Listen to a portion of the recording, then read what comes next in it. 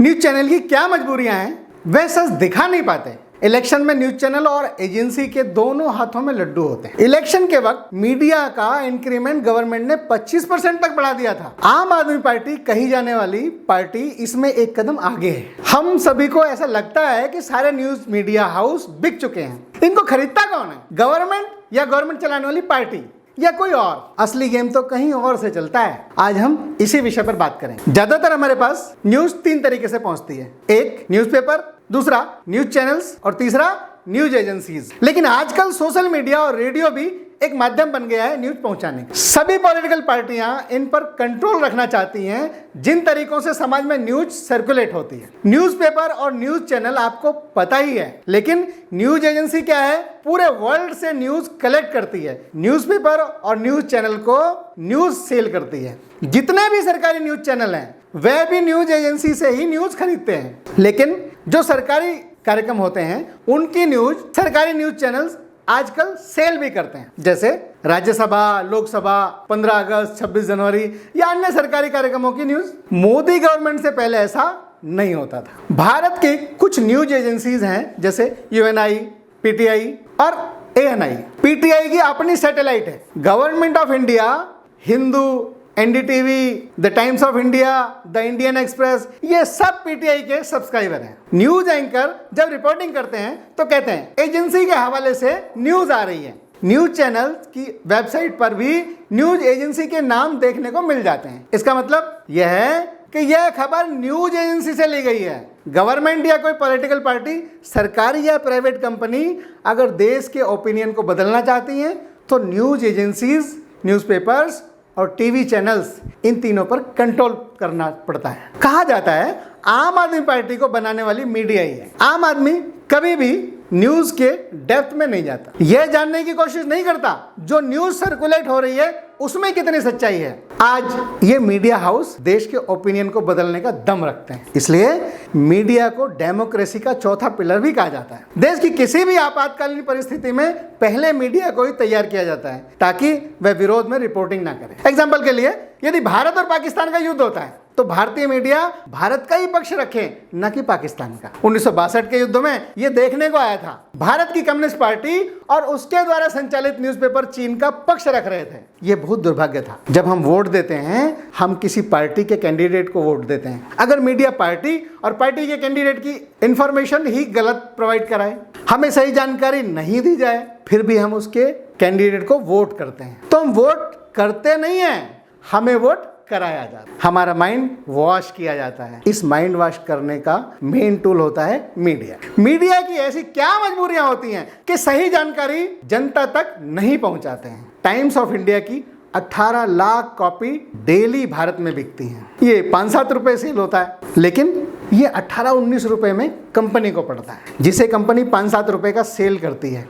अब ये कैसे संभव है? न्यूज़पेपर के अंदर सरकारी और गैर सरकारी कंपनी अपनी एडवर्टाइजमेंट देती है। एडवर्टाइजमेंट से ही न्यूज़पेपर का प्रॉफिट निकलता है। इसलिए एडवर्टाइजमेंट देने वाली कंपनी या सरकार न्यूज़पेपर के लिए सब कुछ हो जाते हैं। इसलिए उनके हितों का ये ध्यान रखते हैं और जनता के हितों की अनदेखी करते हैं। टाइम्स ऑफ इंडिया का 2018 में टर्नओवर 10,000 करोड़ था, प्रॉफिट 681 करोड़ था। इतनी बड़ी कंपनी होने के बावजूद यह प्रॉफिट बहुत कम था। इसी वजह से इसको कंट्रोल करना देश की पॉलिटिकल पार्टियों के लिए आसान हो जाता है। चलिए अब बात करते हैं टीवी चैनल्स की। टीवी सर्विस प्रोवाइडर की वेबसाइट पर जाइए, आधे से ज्यादा चलने वाले चैनल तो फ्री में ही मिलते हैं। कुछ चैनल तो ऐसे होते हैं जो केवल आपको 1 या 2 रुपए मंथली पेमेंट पर ही दिखाए जाते हैं। एंटरटेनमेंट चैनल और स्पोर्ट्स चैनल जिनका मंथली सब्सक्रिप्शन 15 से लेकर 25 रुपए तक होता है। इसलिए ज़्यादातर एडवर्टाइजमेंट एंटरटेनमेंट चैनल और स्पोर्ट्स चैनल को ही मिलते हैं। ज़्यादातर न्यूज़ चैनल के सब्सक्रिप्शन रेट से इनका प्रॉफिट नहीं निकल सकता, ये एडवर्टाइजमेंट पर ही डिपेंड रहते हैं। यदि हम यूरोप या मिडिल ईस्ट चैनलों की बात करें तो वे अपना 70% रेवेन्यू सब्सक्रिप्शन से ही निकाल लेते हैं और एडवर्टाइजमेंट से भी कमाते हैं। भारत में केवल 30% चैनलों का रेवेन्यू सब्सक्रिप्शन से आता है। इसलिए भारत में न्यूज चैनल और न्यूज़पेपर के लिए एडवर्टाइजमेंट भगवान बन जाता है। भारत में एडवर्टाइजमेंट का सबसे बड़ा स्रोत है सेंट्रल और स्टेट गवर्नमेंट और पॉलिटिकल पार्टीज। गवर्नमेंट के पास हजारों स्कीम होती हैं, ऑफर होते हैं, डिपार्टमेंट होते हैं, प्रोजेक्ट्स होते हैं। गवर्नमेंट को गवर्नमेंट स्कीम लोगों तक पहुंचाने के लिए एडवर्टाइजमेंट करनी पड़ती है। गवर्नमेंट न्यूज़पेपर, न्यूज़ चैनल्स और न्यूज़ एजेंसी की सबसे बड़ी कस्टमर है। गवर्नमेंट किसी भी पार्टी की हो, स्टेट गवर्नमेंट हो या सेंट्रल गवर्नमेंट हो, यह पहले से ही चला आ रहा है। अगर कोई न्यूज एजेंसी या न्यूज़पेपर चैनल सरकार के खिलाफ कुछ लिखते हैं तो उनको ऐड देना बंद कर दिया जाता है। आपको ध्यान ही होगा, राहुल गांधी ने राफेल डील को लेकर भाजपा पर करप्शन के आरोप लगाए थे। इस पर द हिंदू न्यूज़पेपर ने एक सीरीज चलाई थी। इसी प्रकार 2019 के लोकसभा इलेक्शन से पहले टाइम्स ऑफ इंडिया ने पीएम मोदी के खिलाफ लिखना शुरू कर दिया। बीजेपी 2019 का इलेक्शन जीतकर दोबारा सत्ता में आई। इसके बाद Times of India, the Hindu, economic times, ABP news, इन सभी के गवर्नमेंट द्वारा दिए जाने वाले एडवर्टाइजमेंट बंद कर दिए गए। लोकसभा में अधीर रंजन चौधरी ने यह मुद्दा उठाया था। उनका कहना था डीएवीपी जो भारत सरकार का डिपार्टमेंट है जिसके द्वारा मीडिया चैनल्स और न्यूज़पेपर्स को एडवर्टाइजमेंट दी जाती है, उसी डिपार्टमेंट से कहकर एडवर्टाइजमेंट बंद कर दी गई। टाइम्स ग्रुप के एमडी विनीत जैन को कई चक्कर काटने पड़े दोबारा एडवर्टाइजमेंट शुरू करने के। लेकिन जब कांग्रेस पावर में थी, उन्होंने क्या किया? अगर कोई चैनल उनके खिलाफ बोलता था तो कांग्रेस भी ऐसा ही करती थी। कांग्रेस ने 2010 से 2014 के बीच में एडवर्टाइजमेंट में 2048 करोड़ रुपया खर्च कर दिया था। भारत निर्माण में 421 करोड़, प्रिंट मीडिया में 1318 crore, TV, social media, radio, digital, cinema और अदर कम्युनिकेशंस ऐड के लिए 729 करोड़। ये सभी ऐड उन्हीं को मिले थे जो कांग्रेस के पक्ष में बोलते थे या सॉफ्ट रहते थे। दिल्ली की आम आदमी पार्टी तो इन सब में एक कदम आगे है। पंजाब की आम आदमी पार्टी की गवर्नमेंट ने जब अपने मैनिफेस्टो में किए वादे पूरे नहीं किए तो अजीत समाचार के एग्जीक्यूटिव एडिटर सतनाम सिंह मानक ने आम आदमी पार्टी के किए गए मैनिफेस्टो के वादों को पूरा न करने पर अपने अखबार में लिखना शुरू कर दिया। अजीत समाचार के भी ऐड बंद कर दिए गए। कुछ ऐसे ऐड जो सबको मिलते थे वह भी बंद कर दिए गए। पंजाबी ट्रिब्यून के भी ऐड बंद कर दिए गए, लेकिन वह दोबारा शुरू हो गए। अजीत समाचार के ऐड अभी तक शुरू नहीं हुए हैं। दिल्ली के अंदर बायो डिकम्पोजर लॉन्च किया गया। इसको इंप्लीमेंट करने में 2020 से 2022 तक जो टोटल खर्चा आया 68 लाख था, लेकिन इसकी एडवर्टाइजमेंट के लिए आम आदमी पार्टी ने 23 करोड़ खर्च कर दिया। जब भी इलेक्शन आने वाले होते हैं तो इनके रेट बढ़ा दिए जाते हैं। 2019 के अंदर गवर्नमेंट ने प्रिंट मीडिया एडवर्टाइजमेंट में 25% का इंक्रीमेंट दिया था। प्राइवेट टीवी चैनल्स को 2017 में 11% का इंक्रीमेंट दिया गया था। न्यूज एजेंसी भी गवर्नमेंट एड पर डिपेंड रहती। 2020 में जब गलवान इश्यू चल रहा था, पीटीआई न्यूज एजेंसी ने चाइनीज एम्बेसडर का एक इंटरव्यू किया। इस इंटरव्यू में चाइनीज एम्बेसडर ने चीन का गुणगान किया और इंडिया की कमी बताई। लेकिन इसमें जो इंटरव्यू लेने वाला एडिटर था उसने बहुत सॉफ्ट तरीके से इंटरव्यू लिया। इंडियन गवर्नमेंट का कहना था इंडियन एम्बेसडर को इंटरव्यू के लिए चाइनीज कभी अलाउ नहीं करते। इस इंटरव्यू से भारत की छवि काफी खराब हुई। इसके बाद क्या हुआ? पीटीआई का मेन कस्टमर प्रसार भारती, ये आरटीआई की कॉपी है।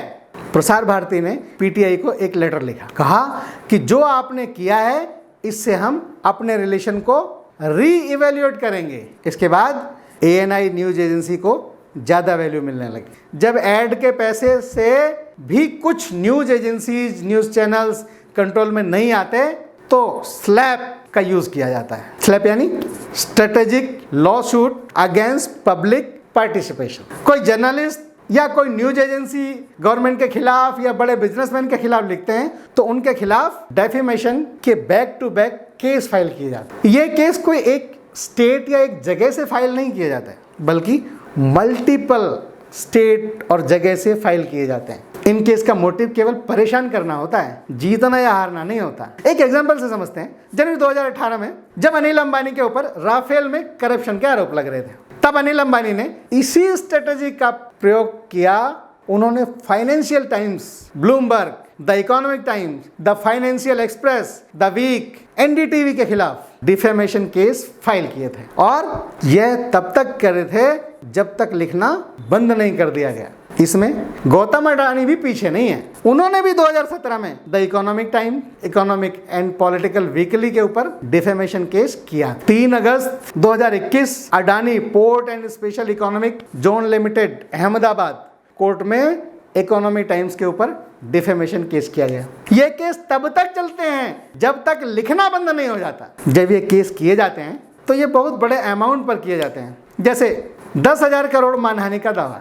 डिफेमेशन केस का रूल ये कहता है कि आप जितने अमाउंट का केस करोगे उसका 1% आपको कोर्ट में जमा करना पड़ेगा। केस हारने पर आपको ये देना पड़ेगा। डिफेमेशन के अधिकतर केस गुजरात से होते हैं। गुजरात में डिफेमेशन केस में 75,000 अधिकतम जमा राशि तक आप कर सकते हैं। इसका मतलब यह है कि आप डिफेमेशन केस 10,000 का भी कर सकते हो, परंतु कोर्ट में जो जमा राशि होगी वह 75,000 अधिकतम होगी। अगर आप केस हार भी जाते हैं तो केवल 75,000 ही का तो नुकसान होता है। डिफेमेशन केस में हरासमेंट होता है।